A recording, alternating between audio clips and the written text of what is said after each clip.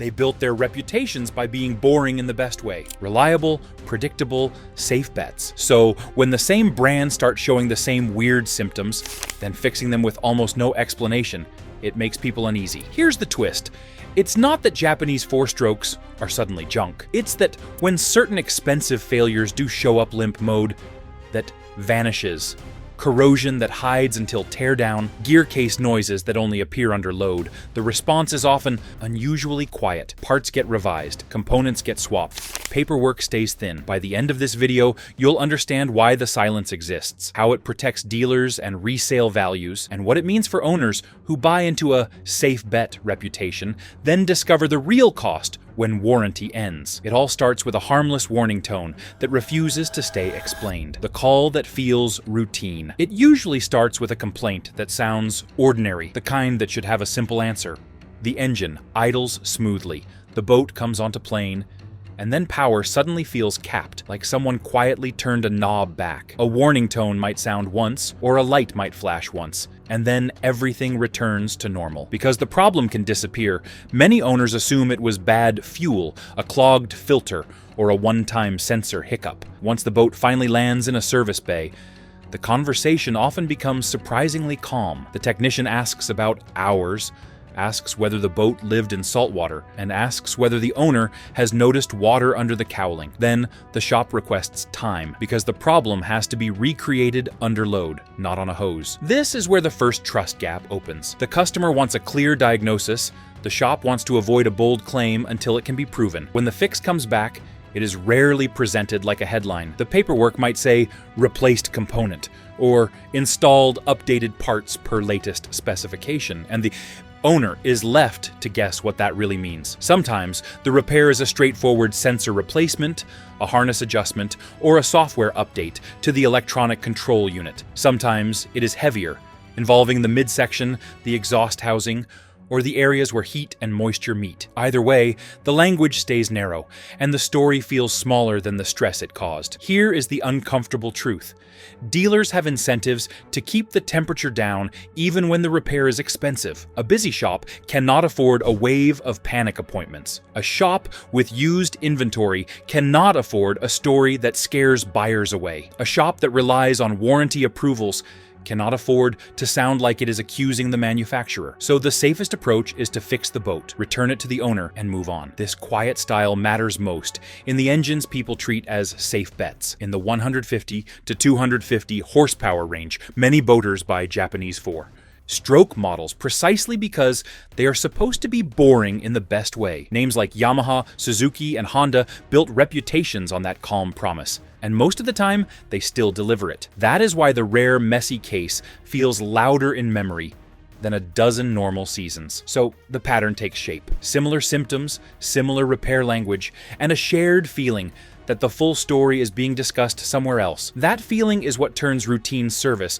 into something people start calling a scandal, even when the real explanation may be a mix of normal revisions, warranty policy, and a few weak points that show up in the same harsh conditions. Once the quiet fix happens, the promise behind the badge becomes the real argument, the promise that made them safe. For years, the appeal was simple: buy the mainstream four-stroke and stop worrying. The engines were quiet, clean and smooth, and their fuel economy made older designs feel wasteful overnight. Owners talked about them the way people talk about a dependable truck, not because they were perfect, but because the system around them felt mature. Dealers were everywhere, parts pipelines were steady, and the brands projected confidence. That story hardened into immunity. When an owner complained about a protection mode event, people assumed there was a rigging mistake. When corrosion was found, people assumed flushing was ignored. When a gear case sounded wrong, people assumed the prop hit something. Those explanations are sometimes correct, but they also delay the moment when a real pattern is recognized. This is where the promise versus problem structure matters. The promise was that modern Japanese four-strokes would be the rational choice, especially in the middle horsepower class that powers most family boats. The problem is not that these engines are suddenly unreliable. The problem is that when a weakness does appear, it often appears invisibly until it becomes expensive and the public. Story rarely matches how heavy the repair can feel on the customer side. Dealers sit at the center of that mismatch. A dealer has to protect the relationship with the brand because training, diagnostic tools, and warranty approvals flow through that pipeline. At the same time, the dealer has to keep customers loyal in a market where switching brands is easy and complaints travel fast. When a repair involves a part that has quietly been revised, the dealer is unlikely to say, "This was a known weak point," even if that is what everyone in the back shop believes. The safer script is to describe it as routine service, install the revised part, and keep the explanation short. That silence also protects the used market. A reputation is a currency, and currency can crash quickly. If buyers begin to believe that a popular family has an expensive hidden vulnerability after warranty, trade values drop and financing gets harder. That is why even a small cluster of failures feels big. It threatens the calm promise these engines have sold for decades. That shift shows up in everyday talk. People still recommend the classics, but they do it with a pause and a follow-up question about service history. The Yamaha 4/150 horsepower class, the Suzuki 200 horsepower class, and the Honda 150 horsepower class are still everywhere. Yet buyers increasingly ask what was revised, not just what it is. To understand why it stings, you have to look at the failures that hide before they strike. Before we go deeper, I want to know what you've seen. Was it corrosion, random limp mode, or a gear case noise that showed up early? Drop your story below. Your comment might save someone thousands. If this kind of real-world talk matters to you, hit like and subscribe. The failures that hide in plain sight. The hardest failures to talk about are the ones that do not look like failures at first. The boat still starts, still idles, and still feels strong for short runs. Then a small sign appears, and the sign disappears, and the owner starts negotiating with their own instincts. That uncertainty is what makes the eventual diagnosis feel unfair, because the engine gave you just enough normal behavior to make you doubt yourself. One repeat theme is corrosion that develops where owners do not normally inspect. Saltwater is the obvious suspect, but the details matter more than the label. Heat cycles bake moisture into tight spaces, and certain housings can trap salt residue even when the outside of the engine looks clean. Once corrosion begins near the exhaust path, it can change sealing surfaces and open pathways for water. This is the part that turns into real money. A midsection repair is not a small hardware bill, and the labor can be heavy. Depending on the exact damage path, owners report quotes in the range of $3,000 to $7,000 United States dollars for major housing and cooling path work, with higher totals. When additional damage is discovered during teardown, even when the engine is saved, the owner loses weeks of boating while parts and shop time line up. What makes this feel like an exposed story is how consistent the customer journey sounds. The complaint often arrives in the mid-range, around the kind of cruising load families use all day, not at full throttle. A shop test on a hose looks perfect, but a long run in warm water brings the warning back. When the repair is done, the engine often returns to normal, which is good news, but it also leaves owners wondering what exactly was changed, and whether they would have been warned sooner if the issue had a louder name. Another repeat theme is protection mode events that feel random. Modern engines rely on the electronic control unit and sensor logic to keep the powerhead alive. A water pressure sensor, a temperature sensor, or a corroded connector can trigger reduced power that feels like the engine suddenly became weak. The problem is that intermittent faults rarely show up on command, so owners feel dismissed when the engine behaves perfectly on the day it is inspected. A third theme appears in the lower unit. The earliest sign can be a subtle whine at a certain speed, a roughness in shifting, or metal on a drain plug magnet. Rebuilding a gear case can range from roughly $2,000 to $4,000 United States dollars, depending on internal damage and parts availability. None of these issues prove a conspiracy, but their repetition is why boaters keep asking whether revised parts and quiet fixes are more common than anyone admits. And when those failures repeat, the paper trail becomes the next place the story lives, why the paperwork stays thin. The service world has its own language, and that language is part of why this story stays foggy. Owners expect a clean signal, like a recall notice, because a recall feels like a public truth. But many issues are handled through quieter mechanisms. Service. bulletins, warranty policy adjustments, and parts supersessions. Those tools can be responsible because they allow fixes to be deployed quickly. They can also feel evasive because the public does not always see the full context. That difference is subtle on paper, but in perception, because one feels like truth and the other feels like whispers. Parts supersession is the most telling clue that does not require a rumor. A part number becomes a newer part number, and then becomes another, sometimes with small changes in finish, material, or shape. That can happen for supply chain reasons, but it can also happen because field experience revealed a weakness. The owner does not see that evolution unless they are comparing invoices, and the used buyer rarely sees it at all. All they see is an engine that looks clean and a seller promising it was well maintained. Warranty rules create another layer of silence. When a brand pays, the paperwork often stays minimal and neutral. When a brand does not pay, the conversation becomes emotional and sometimes confrontational. In both situations, the dealer is careful. If the dealer sounds too confident about a cause, it can become a liability argument. If the dealer sounds too doubtful, it can sound like incompetence.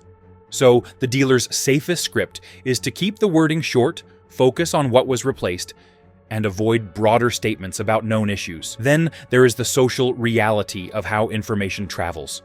A technician may tell a customer in a quiet voice, "We have seen a few of these." That sentence is not printed on the invoice. Another customer hears the same sentence from the same shop later. Neither of them can prove the pattern publicly, but both of them feel it. Meanwhile, owners compare notes online and create a mosaic from individual stories. If the mosaic lines up, silence starts to feel intentional, even when it might be driven by workload, caution, and legal fear. This is where the term scandal becomes dangerous. It can be used to describe a real pattern that deserves scrutiny. It can also be used to flatten a complex system into a simple villain story. The truth is usually in between. Some problems are widespread enough to be known in service bays.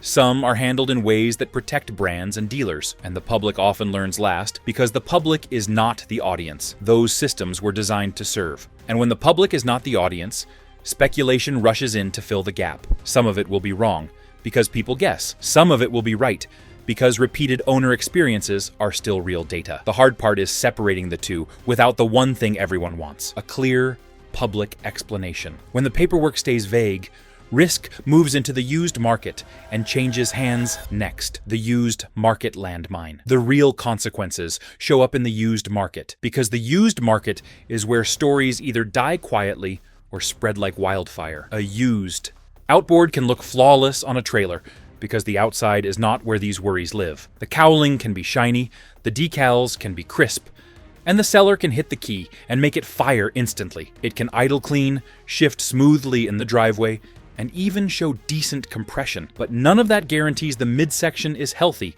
after years of heat cycles, salt exposure, and tiny leaks that only matter under load. That gap between what you can test quickly and what matters long-term is where buyers get trapped. There is also a confidence trap that only exists because these brands earned it. When a name has a strong reputation, buyers lower their guard, and sellers learn that the badge does some of the selling for them. A believable hours number, a fresh coat of paint on brackets, and a clean-looking lower unit can create a feeling of safety that is not always real. In the 150 to 250 horsepower class, that feeling matters because these engines are constantly traded as boats change hands. The first owner often lives inside warranty. The second owner is half in, half out. By the time a third owner buys it, warranty protection is often gone, and the engine is old enough that any hidden weak point can finally show itself. That is why paperwork is becoming a premium. A buyer used to ask, how many hours? Now the better question is, what was replaced and why? If a seller can show invoices that include midsection work, exhaust housing work, gear case work, and electronic control unit updates, the engine becomes a safer bet, even if the price is higher. If the seller cannot show it, the buyer should treat that missing story as a cost, because missing history becomes the buyer's risk. Ask a dealer what they look for, and the answers are rarely dramatic. They look for corrosion in hidden pockets. They look for subtle signs of overheating. They listen for gear case noise that only appears at certain revolutions per minute. They check whether revised parts are already installed. and they pay attention to the seller's behavior, because a calm seller who answers clearly is usually less risky than someone rushing the deal. So ask questions that change the tone without accusing anyone. Has it ever gone into protection mode? Have any exhaust or midsection components been replaced? Has the gear case been rebuilt, and at what hours? Was it run in salt water, and how was it rinsed? Can you see photos under the covers, not just the outside? And can a dealer confirm service history tied to the serial number? The ability or refusal to confirm that history tells you how much story you are buying along with the motor.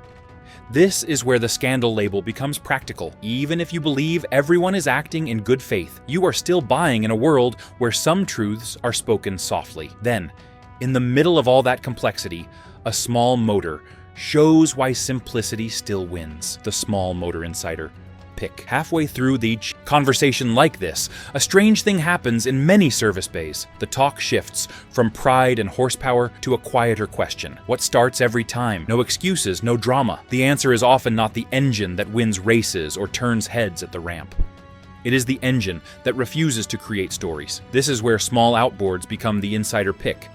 And they only work in the story because they are unexpected. A dealer who deals with complex failures all week tends to respect simplicity on the weekends. So when a customer asks for a backup motor, or a tender motor, or a motor for a small skiff that has to run after months of sitting, the recommendation is usually a portable in the 9.9 to 20 horsepower range. Only after that setup does the brand name appear.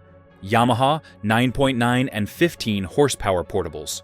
Honda 9.9 and 20 horsepower portables, and Tohatsu 9.9 and 20 horsepower portables. The appeal is not magic, it is engineering reality. A small carbureted or simple fuel injected portable has fewer sensors, fewer tight hot zones, and fewer hidden corrosion pockets.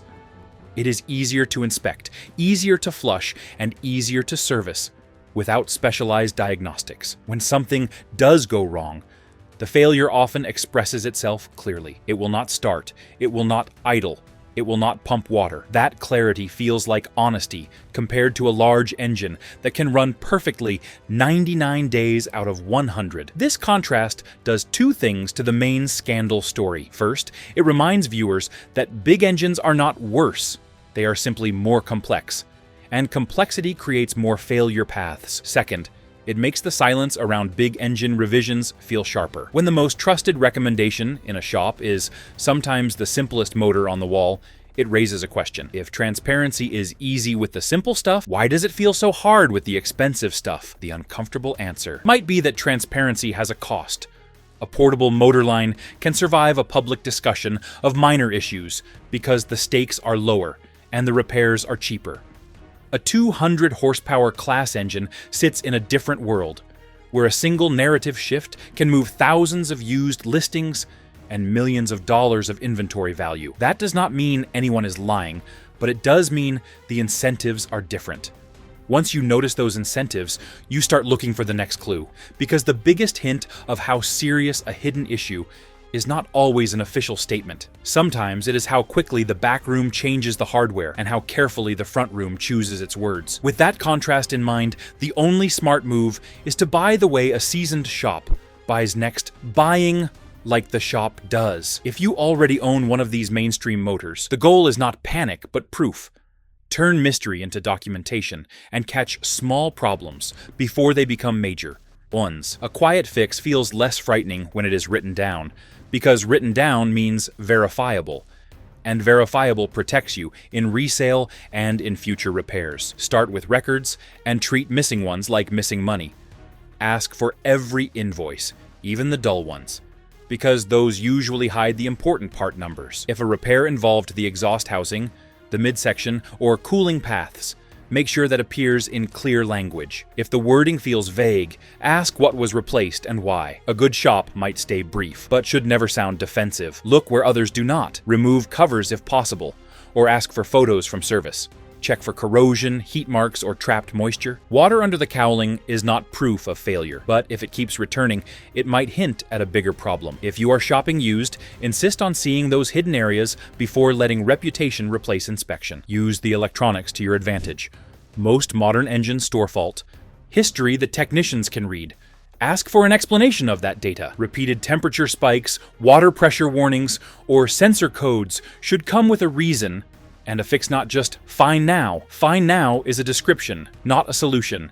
Ask the question that separates a clean motor from a clean-looking one. Has any revised midsection or exhaust component been installed? And can it be proven with paperwork? Confidence is a story.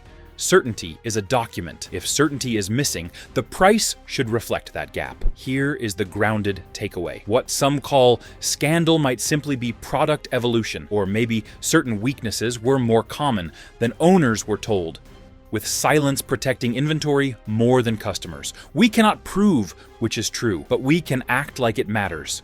Buy with records, inspect what is hidden, and price risk honestly. The most honest clue will never be a press release. It will be the quiet moment when a new part number replaces an old one, while older engines cycle through shops for the same fix. What matters isn't labels, it's whether silence makes owners careless. Even great engines develop hidden weak points when salt, heat, and time combine. Share quiet repair symptoms and fixes so others know what to ask. If buying used, slow down, demand records, and check fault history. If this helped, like to surface real info, subscribe for investigations, and comment with questions or experiences so patterns are harder to ignore.